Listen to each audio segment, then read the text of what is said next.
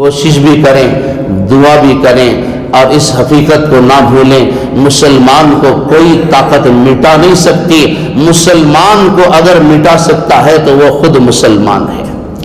مسلمان جب تک لڑتے رہیں گے، ایک دوسرے کی ٹانگ کھینچتے رہیں گے، ایک دوسرے کو ذلیل کرتے رہیں گے، ایک دوسرے کو نیچا دکھاتے رہیں گے، ایک دوسرے کو بدنام کرتے رہیں گے، ایک دوسرے کے خلاف بولتے رہیں گے، کبھی یہ قوم اوپر نہیں آ سکتی۔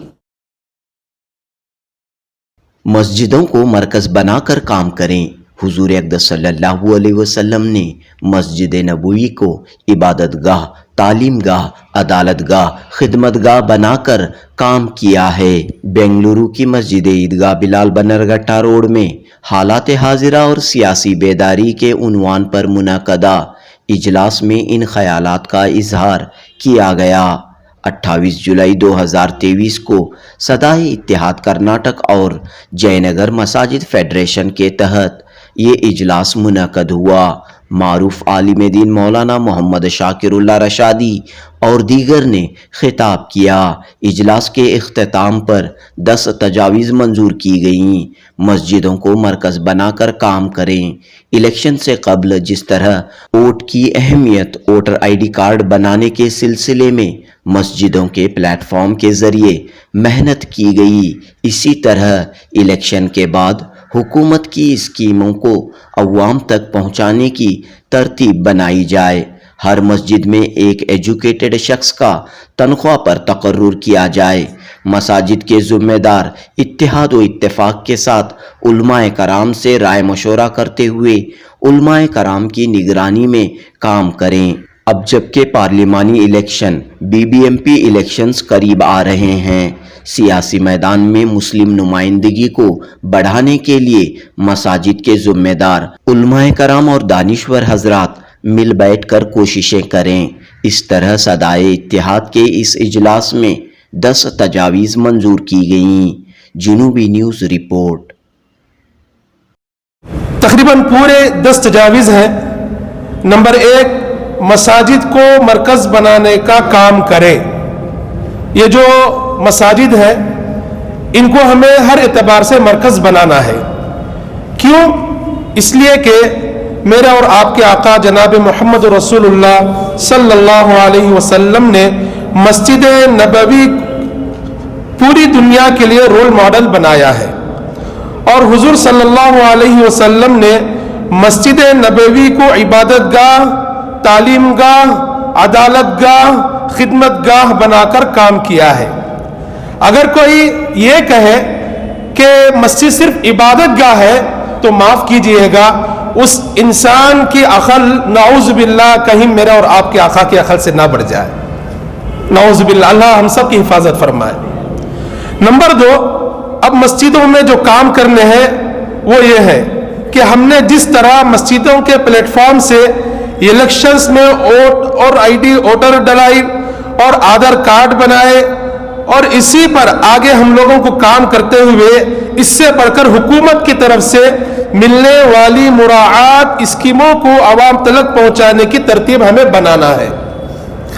نمبر 3، اس کی ترتیب یہ ہو سکتی ہے کہ ہر مسجد میں ایک ایجوکیٹڈ پڑھے لکھے شخص کا تنخواہ پر تقرر کیا جائے۔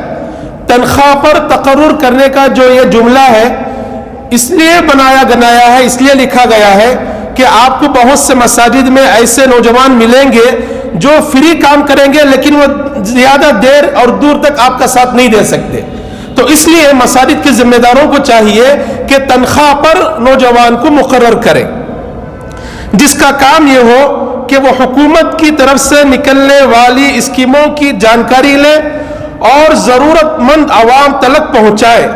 مائنورٹی فنڈز کرنے کا یہ بہترین طریقہ ہے، یعنی جو بھی فنڈ ہمارے لیے متعین ہوتا ہے حکومت کی طرف سے وہ ہمارے میں شہر ایک تک پہنچائے، یہ اس کا کام ہوگا۔ نمبر 4، یہ سب اسی وقت ممکن ہے جب ہم سیاسی بیداری عوام میں پیدا کریں۔ اگر ہم سیاسی بیداری عوام میں پیدا ہی نہ کریں، آپ تمام کی تمام اسکیمیں بھی لے کر جا کر ان کے گود میں بھی ڈال دیں تو وہ ان اسکیموں کو نظر بھی نہیں کریں گے، تو وہ سب کرنے سے پہلے ہمارے لیے ضروری ہے کہ ہم سیاسی بیداری عوام میں پیدا کریں. سیاست دین سے الگ کوئی شعبہ نہیں ہے، لیکن موجودہ سیاست پر جس قدر بھی افسوس کیا جائے کم ہے. اس لیے ہمیں حضرت مولانا علی میاں ندوی رحمت اللہ علیہ کی وہ پیشن گوئی یاد رکھنا چاہیے جو آپ نے 1960 میں برما کے مسلمانوں کے حالات کو سامنے رکھ کر بیان کیا تھا کہ اگر قوم کو 5 وقتہ نمازی نہیں بلکہ 100% تہجد گزار بھی بنا دیا جائے، لیکن اس کے سیاسی شعور کو پیدا نہ کیا جائے اور ملک کے احوال سے ان کو واقف نہ کرایا جائے، تو ممکن ہے کہ اس ملک میں آئندہ تہجد تو دور 5 وقت کی نمازوں پر بھی پابندی عائد ہو سکتی ہے. اللہ اکبر. لیکن ہماری قوم کو کتنا جگایا جائے، کتنا بلایا جائے. ایک نعرہ بھی مشہور ہے، آپ جانتے ہیں، ایک نعرے پر پورا ملک جمع ہو چکا ہے. 1450 سال سے جگا رہے ہیں انبیاء، صحابہ، اولیاء، اتقیاء، اصفیاء، علماء، خطبہ، لیکن قوم جاگنے کے لیے تیار نہیں. آخری بات ہے، ان کی ہر سازش کامیاب ہو رہی ہے، لیکن کہنے والوں نے کہا ان کی سازشیں اور اسکیمیں اس لیے کامیاب نہیں ہو رہی ہیں کہ وہ طاقتور ہیں، وہ حکومت کے عہدوں پر ہیں، اس کے لیے وہ کامیاب نہیں ہو رہے ہیں، بلکہ ان کی اسکیمیں اور سازشیں اس لیے کامیاب ہو رہی ہیں کہ آج مسلمان متحد نہیں ہیں، آج مسلمان آپس میں لڑ رہے ہیں، ان کا آپسی اتحاد ختم ہو چکا ہے، ان کے مسالک الگ ہو گئے. ہندوستان کے اندر کتنی تنظیمیں ہیں آپ مجھ سے زیادہ جانتے ہیں. بہت افسوس کی بات ہے، آج ملک کی ہر جماعت 2 حصوں میں بٹی ہے، ہر تنظیم 2 حصوں میں تقسیم ہے، ہر جماعت 2 حصوں میں بٹ چکی ہے. اس کی وجہ سے آج ان کی ہر اسکیم اور سازش کامیاب ہوتی جا رہی ہے. اللہ سے دعا فرمائیے کہ جس عزم اور مقصد کو لے کر یہ اجلاس منعقد ہوا ہے، اللہ ہمارے اس مقاصد میں بھرپور کامیابی عطا فرمائے.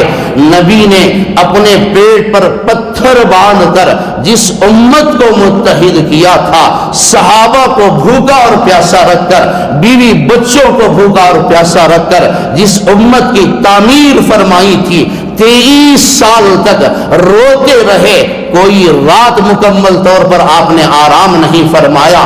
23 سال کا یہ طویل عرصہ ایک دن میں آپ نے 2 وقت کا کھانا نہیں کھایا. امت کو متحد کرنے کے لیے، امت کو بنانے کے لیے اللہ تعالیٰ میرے اور آپ کے آقا حضرت محمد مصطفیٰ صلی اللہ علیہ وسلم کی اس قربانی کی لاج رکھتے ہوئے اللہ تعالیٰ اس امت کو اتحاد کی دولت نصیب فرمائے، اتفاق کی دولت نصیب فرمائے. جو کوششیں چل رہی ہیں اللہ اسے کامیاب اور کامران فرمائے. میں دل کی گہرائیوں کے ساتھ صدائے اتحاد کے ذمہ داروں کو مبارکباد پیش کرتا ہوں، دعا کرتا ہوں کہ اللہ تبارک و تعالیٰ آپ کی ان کوششوں کو قبول فرمائے. اسی طرح آپ کو چلنا ہے، پوری ریاست کرناٹک میں آپ کو پہنچنا ہے. یہ آج آپ کا سب سے بڑا فرض ہے، اور میں گزارش کروں گا نوجوان اس تنظیم کے ساتھ جڑے، علماء کرام اس تنظیم کا ساتھ دیں. یہ اپنے مفاد کے لیے نہیں، اپنے پیٹ کے لیے نہیں، ملک و ملت کی فکر لے کر یہ چل رہے ہیں. ہم سب کو اس کا ساتھ دینا ہے. اللہ ہم سب کو قبول فرمائے. وآخر دعوانا الحمدللہ رب العالمین. یہ کہ افریقہ کی ایک یونیورسٹی میں لکھا ہوا ہے، اگر کسی قوم کو تباہ کرنا، کسی قوم کو برباد کرنا ہے تو اس سے جنگ مت لڑو، بس اس قوم سے علم کو چھین لو. اس قوم سے علم کو چھین لو، وہ خود بخود مر جائیں گے. انسانی شعور 3 طبقے کے ہیں.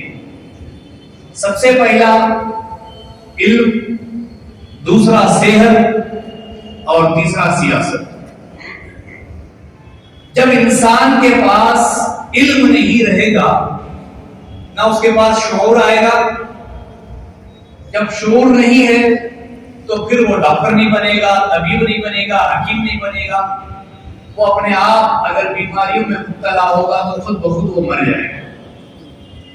سیاست میں وہ کبھی آ نہیں سکتا کیونکہ اس کے پاس علم نہیں ہے, اور علم نہ سیکھ سکتا ہے نہ سکھا سکتا ہے کیونکہ اس کے پاس علم نہیں ہے. آپ نے دیکھا ہوگا کہ ہوا جب پھیلتی ہے, تیز ہوا آتی ہے تو بڑے بڑے پیڑ گر جاتے ہیں نا. کیوں گرتی؟ اس میں کس کا قصور ہے؟ پیڑ کا قصور ہے یا ہوا کا قصور ہے؟ کوئی بتا سکتے ہیں؟ ہوا کا. لیکن میں سمجھتا ہوں پیڑ کا قصور ہے. اس لیے کہ پیڑ کی جو جڑیں تھیں وہ مضبوط نہیں تھی. اگر جڑیں مضبوط ہوتی تو پیڑ نہیں گرتا تھا. یہی حال ہماری قوم کا ہو گیا. ہمارے پاس جڑیں جو ہونی تھی وہ کمزور ہو چکی ہے. آج ہوا تو ہوا, کوئی بھی آتا ہے ہم سے ٹکرا دیتا ہے اور ہم اوندا گرنے کے لیے بھی تیار ہو جاتے ہیں. ہمارے مفتی صاحب نے بڑے اچھے انداز میں کہا کہ مساجد کے ذمہ داروں کو ایسا کرنا چاہیے, ایسا کرنا چاہیے. اگر ذرا برابر بھی ہمیں اس پر عمل کرنے کی ہم کوشش کریں تو الحمدللہ ہماری مسجدیں جیسی ہیں ویسے ہمارے نمازی بھی ہو جائیں گے اور ہماری عوام بھی ویسی ہو جائے گی. سزا اتحاد کے 10 تجاویز جو بنائے, اگر صحیح طریقے سے اس پر عمل کیا جائے تو الحمدللہ ہماری قوم سب سے اعلیٰ ہوگی. ہمارے پاس علم کی کمی ہے. ہم شادیوں میں اپنا پیسہ برباد کر رہے ہیں, ہم تقاریب میں اپنا پیسہ برباد کر رہے ہیں, ہم دعوتوں میں اپنا پیسہ برباد کر رہے ہیں. وہی پیسہ اگر میڈیسن کے لیے لگایا جائے, وہی پیسہ علم کے لیے لگایا جائے تو الحمدللہ ہماری قوم سب سے اعلیٰ ہوگی, بلند آئے گی. سزا اتحاد یہی سزا دینے کے لیے آپ تمام حضرات کے سامنے آئی ہیں. پیارے آقا علیہ الصلوۃ والتسلیم نے ارشاد فرمایا, اے صحابہ, ایک کشتی ہے, اس کشتی کے کنارے ایک آدمی بیٹھ گیا اور اپنی جگہ پہ وہ سوراخ کر رہا ہے, تو بتاؤ تم لوگ کیا کرو گے؟ صحابہ نے عرض کیا, یا رسول اللہ صلی اللہ علیہ وسلم ہم اسے روکیں گے. کہا کیوں؟ کہا وہ نہیں رکے گا تو ہم ڈوب جائیں گے. کتنی پیاری مثال آقا علیہ الصلوۃ والتسلیم نے دی ہے امت کو ایک پلیٹ فارم پہ لانے کے لیے. صحابہ نے عرض کیا, وہ تو اپنی جگہ سوراخ کر رہا ہے, تمہیں کیا لینا دینا؟ کہا نہیں یا رسول اللہ, اگر اس نے سوراخ کیا تو کشتی میں پانی آ جائے گا اور ہم سب برباد ہو جائیں گے. تو آقا نے فرمایا, یہی مثال میری امت کی ہے. امت میں اگر کوئی برائی کر رہا ہے, تم نہیں روکو گے تو تم بھی ڈوب جاؤ گے, تم نہیں روکو گے تو تم بھی ختم ہو جاؤ گے. جو میری امت ایک جسم کے موافق ہے, کسی کونے میں بھی اگر کسی مسلمان کو تکلیف ہو رہی ہے گویا وہ تمہیں تکلیف ہونا چاہیے. تو بہن عنوان اور بہت تھا, فی الحال میں 2-3 منٹ کے لیے حاضر ہوا. انشاءاللہ اور کبھی موقع ملا تو تفصیلاً گفتگو ہوگی. یہاں پر کیا ہے یہ سیاسی بیداری لانے کے لیے ہم فیڈریشن کی طرف سے سطح اتحاد سے مل کر ایک پروگرام کیے ہیں. اس سے پہلے بھی جے نگر فیڈریشن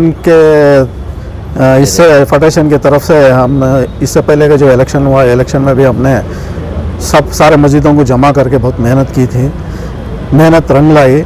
انشاءاللہ تعالی سطح اتحاد کی طرف سے جو یہ محنت چل رہی ہے ان کا ہم بھرپور ساتھ دیں گے, اس میں بہت کوشش کریں گے. یہ کوشش انشاءاللہ اس بار بھی کامیابی حاصل کرے گی. مغرب سے عشاء تک یہ پروگرام جو ہوا بہت اچھا ہوا, اور خوب جاگنا, اس میں خوب جاگی تو آگے کامیابی ملتی ہے, اور خوب جاگی نہیں سوتے رہی تو سوتے سنا. انشاءاللہ یہ پروگرام کو آگے بڑھانا, ہمیں سب لوگ مل کو آگے بڑھاتے ہیں پروگرام. آج کا جو بلال مسجد کے اندر जिस तरह हम गुज़िस्ता 2 साल से सियासी बेदारी उलमाओं के अंदर व आवाम के अंदर लाना चाह रहे थे, अल्लाह के फजलो करम उस प्रोग्राम की नीयत से आज कर्नाटका के अंदर जो सेक्युलर हुकूमत आई है वो ख़ास कर मुसलमानों में बेदारी और सियासी बेदारी से ही ये मुमकिन हो सका है। अब हम चाहते हैं कि इसको आइंदा के लिए भी इसी तरीके से हम सब एक होके इत्तेहाद के साथ और मिल्लत की फलाई और बेहूदी के लिए इसी तरह से इत्तेहादी मामले में और ख़ास कर सियासी जो भी हम अपन डिसीजन लेते हैं उसमें एक होके लेना चाहिए। हम आपस में बढ़ गए तो उससे कोई फ़ायदा नहीं होता है। अब हमारी यही गुजारिश है, आज कर्नाटका क्या एक मिसाल बना है हिंदुस्तान के लिए, तो ये मिसाल कायम रहे और इसकी लाज भी रहे। तो मुसलमानों को चाहिए कि ख़ास कर गवर्नमेंट को तवज्जो दिलाए और हमारे ख़ास लीडरों को से गुजारिश है कि मुसलमानी की ये मेहनत और ये जज्बे की आप कदर करें और इस कदर का जो भी मुनासिब मुसलमानों का हक़ है उन तक पहुँचाया जाए। क्योंकि 2 ही मसले ख़ास हमारे सामने थे कि एक तो था वक्फ बोर्ड की जायदादों को जो कब्ज़ा है, सेमी गवर्नमेंट और गवर्नमेंट जो कब्ज़ा की हुई है, कम से कम उसका किराया चालू किया जाए। तो गवर्नमेंट के जितने भी इदारे और सेमी इदारे वक्फ की ज़मीन के ऊपर है, तो हम चाहते हैं कि पहले इसका एक इंतज़ाम किया जाए, क्योंकि फ्री में तो मिलती नहीं है, गवर्नमेंट ख़ुद फ्री में नहीं देती है। किसी भी इदारे को अगर गवर्नमेंट जगह देती है या स्कूल के लिए या किसी भी चीज़ के लिए तो उसका एक किराया मुकर्रर होता है। मगर यहाँ कर्नाटका के अंदर कई ऐसी जगह है जहाँ पर गवर्नमेंट और सेमी गवर्नमेंट ने कब्ज़ा किया हुआ है। तो हम हमारे लीडरों से यही गुजारिश करते हैं, कम से कम कौम की ये कमाई को और ये मिल्लत को कौम के बच्चों के लिए काम आए उसको किया जाए। दूसरा, जो यहाँ पर नेक्स्ट कारपोरेशन इलेक्शन आने वाला है, तो आपने देखा है कि मुसलमान जहाँ इत्तेहाद के साथ खड़ जाते हैं उनकी वोट की कदर क्या होती है और किस तरह कामयाबी कैंडिडेट को मिलती है। तो पार्टियों से हमारी गुजारिश ये है कि आज कौम के कई नौजवान जो कि इस काबिल है कि इस काम को अंजाम दे सकते हैं और अच्छी तरह सियासत निभा सकते हैं, ना अपना जाती मुफाद या ना अपने बच्चों के मुफाद को दूर रख के वो काम करने के लिए तैयार है। ऐसे नौजवानों को आगे लाए और आज का जो इजलास था उसी रोशनी के डालने के था कि आज आने वाली सियासत में जो अब हमारे बुज़ुर्ग सियासतदान हैं और सीनियर सियासतदान हैं, उनको भी चाहिए कि उनके पीछे जो गलतियां पहले हमारे बड़े बड़े सियासतदान कर गए कि किसी को अपना वारिस नहीं छोड़ा, तो इस तरह के ना करें। कौम के अच्छे पढ़े लिखे इंटेलेक्चुअल ग्रेजुएट लोगों को सामने लाए और उनको मौका दिलाएं, बस यही हमारी गुजारिश। बस ये था जो असम्बली इलेक्शन से पहले जो मेहनतें सदाए इत्तेहाद की तरफ से हुई थी, तो उसके बाद हुकूमत बनी। हुकूमत बनने के बाद हम लोग ये देख रहे थे कि हुकूमत मुसलमानों के हक़ में क्या फ़ैसला करने वाली है। 2024 और जो ये BBMP है, इसकी नज़र से फिर काम शुरू किए हैं। अब इसके बाद हम ऐसा खामोश नहीं रहेंगे, इसके बाद हम फैसला करेंगे। ये तंजीम ऐसी है जाके भीख नहीं मांगेगी इन सियासतदानों से। इसलिए हमारे डिमांड सबसे पहले जेल में जितने बच्चे बंद हैं वो बाहर इमीडिएट आना चाहिए सबसे पहले। अरे कैंसिल कर सकते हैं ना। और जिस तरह से उन्होंने 4% की जगह 6% लाने के लिए सलीम अहमद ने पूछा, कहा था कि हम 6% डिमांड करेंगे, 6% लाए। हालात हादरा और सियासी बेदारी के उन्वान पर मुसलसल कोशिशें चल रही हैं।